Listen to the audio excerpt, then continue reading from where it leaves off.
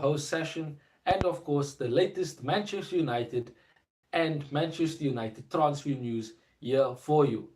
It is a big week. We are at the start of the Premier League. Tomorrow it opens up, but of course, our game is on Sunday against Brighton, and this is where I will give you my Manchester United versus Brighton preview. It's going to be an interesting game. We also have transfer news. Benjamin Sesko, very, very important update, brought by Fabrizio Romano. And Hakim Ziyech, also in the transfer news, linked to Manchester United. And might I just add, this is concrete news as well. And of course, we have to speak about Frankie de Jong yet again, as he is the man in the topic of conversation. But as always, subscribe to the channel. My goal is 1,000 subscribers before the end of the year. And of course, at the Stretford N Johnson is what you are looking for on TikTok, Instagram, and Twitter. So let me get into our Premier League opener on Sunday first. We played Brighton. The last time we played them, we lost 4-0, deservingly so, at the Amex Stadium. We were completely destroyed, completely pulled apart. The team didn't look like they wanted to compete. They didn't look like they want to fight for anything. At that particular stage in our season, we had nothing to play for. It was all about pride, all about, playing for the shirt, but that was non-existent. Now we have a chance against another, shall I say, tough opposition. And if we have to understand it this way, our transfer window has not been as good as it can be. It can still be fantastic. It can still end up being a good transfer window if we get in the likes of Frankie de Jong, a Benjamin Sesko, maybe a Hakim Ziyech, which I'll speak about later on in the video. But Brighton on Sunday, potentially we could be playing the exact same team that played against them in that Amex. We could literally be having a starting 11 of De Gea, Maguire, Lindelof, Shaw, Delo, Fred McTominay, Bruno, Rashford, Sancho, and of course Martial. Maybe Ronaldo on the bench. I'll speak about that as well. I have a bit of a clear understanding now with regards to Ronaldo and where his future might be, at least in my opinion. That is what I feel. But staying with Brighton, it's literally the same team from last season that could potentially be starting on Sunday. That doesn't seem like progress to me. It doesn't seem like a club that wants us to succeed. Able to see our signings start. Now, of course, you can swap Bruno for Eriksen, but in the realistic factor, that would be, in my opinion, a big call to make, to start Eriksen over Bruno. Now, of course, I will give my own starting 11 that I feel would be starting on Sunday, but in the way the transfer window has gone, in the way our preseason has gone, it looks a lot like we're going to be seeing the same team last season start on Sunday. And compared to what was said at the end of last season by Richard Arnold, by the club, that it's going to be a new United. It's going to be a different Manchester United. The manager will be backed, and of course he was backed with Malacia, Martinez, and Eriksen, but he wants Frankie de Jong still. Yes, the reports are saying he doesn't want to come. Yes, there are other reports saying that there's a private agreement between him and Ten Hag that he will be coming as long as he gets his wages by Barcelona.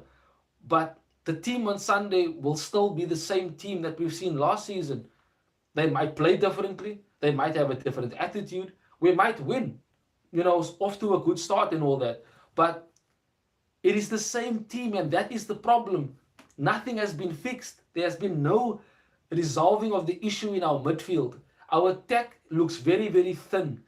Defensively, we look okay, but we would have had to have improvements, preferably at right back. How do we find ourselves in a position where we are still going to be exposed?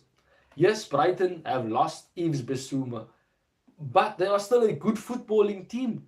And if we again are not up for it, we won't be winning on Sunday, at least in my opinion. So if the same team starts, Maguire and company on Sunday compared to the last time we played Brighton, then yes, perhaps we might find ourselves in a position of, what have we done in the transfer window? What has changed from last season? Are we a different man in this particular season if we don't get in the Frankie de Jongs and the Seskos and the Anthonys? Are we going to be okay with just Malacia, Eriksen, and Martinez as signings for our first team? No, we won't be okay. Because, again, this squad has shown over time that they are not consistent, that they cannot be in it for the long haul. Now, against Brighton, we could find ourselves in a position also where we don't, shall I say, make it and play to the standards of Ten Hag because of not being good enough. Fred and McTominay could easily get exposed. But that being said, let me give you my starting 11. So, who I would go with for Sunday, regardless of form or, where they might be in terms of rankings in the squad. My opinion would be De Gea in goal. I would start with Martinez and Maguire. Now, the reason why I started Martinez and Maguire is because Maguire is our captain, as Ten Hag said, and we have to accept that. So he will be starting, but I would have Martinez start next to him. Of course, you have Varane, but in my opinion, I would have Martinez starting next to Maguire and Malacia at left back. He's been better than Luke Shaw in pre-season, and he deserves a start on Sunday. In midfield, I would go with Fred and Donny van de Beek as a midfield to start us against Brighton. And I'd start Eriksen ahead of the two of them. And then, of course, having Rashford and Sancho and Martial up front, potentially Ronaldo on the bench.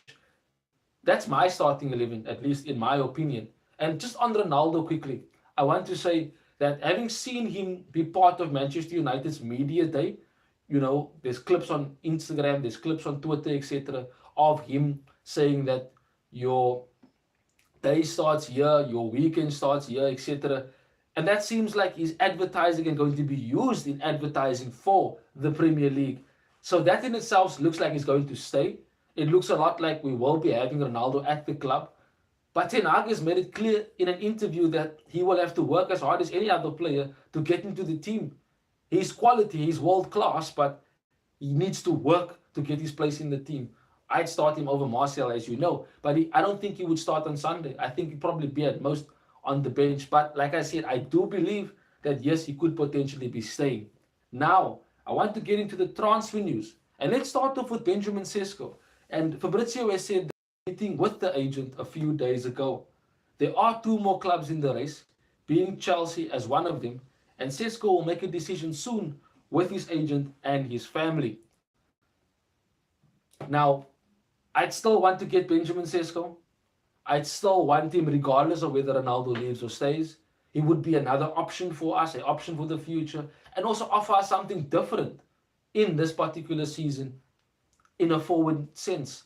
He is a player that is, shall I say, got a higher ceiling than a Darwin Núñez. Now, you can tell me I'm talking out of my neck. You could say it's far-fetched, but Núñez is young and Sesko is younger than Núñez. He obviously has a higher ceiling and he obviously has the potential to become world-class. Yes, Haaland is world-class in a sense, so to Mbappe, etc. But they need to be there consistently.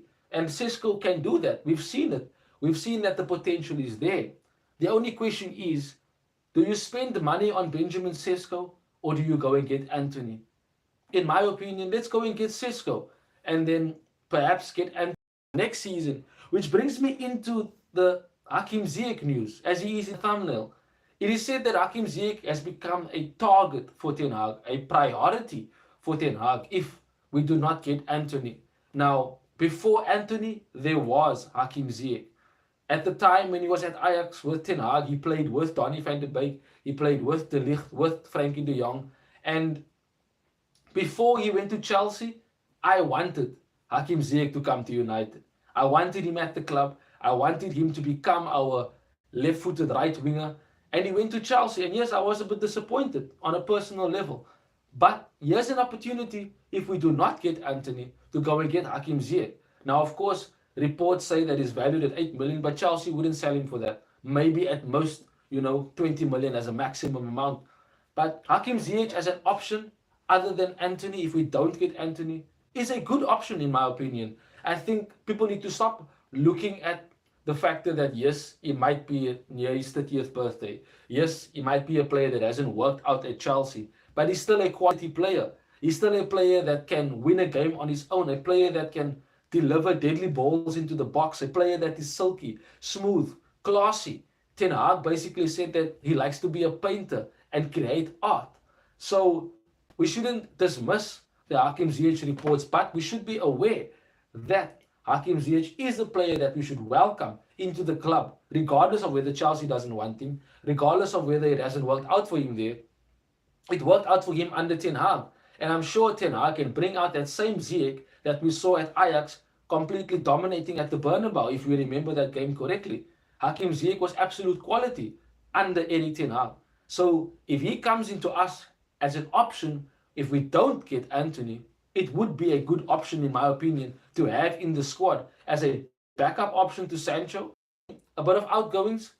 Alex Telles has agreed a deal as per Fabrizio to go to Sevilla, and it is a loan option without the option to buy. Perhaps he does well and we get to sell him to Sevilla or any other club for that matter. But Alex Telles is a Sevilla player and will be playing for them next season. Guys, I want to say thank you for joining me in today's video. As I said, Hakim Ziyech, a great option for us. Subscribe to the channel, please. My goal is 1,000 subscribers. Of course, we're playing Brighton on Sunday. Excited for the game, but also concerned because we haven't gotten in who we need to get into, and the team will probably be the same compared to last season, bar a few changes. But it's going to be interesting, and we need to get off to a good start if we want to have a good season this season. Continue to subscribe. As I said, my name is Session, and always have a wonderful day further till we speak again soon, Red Devils. Bye bye.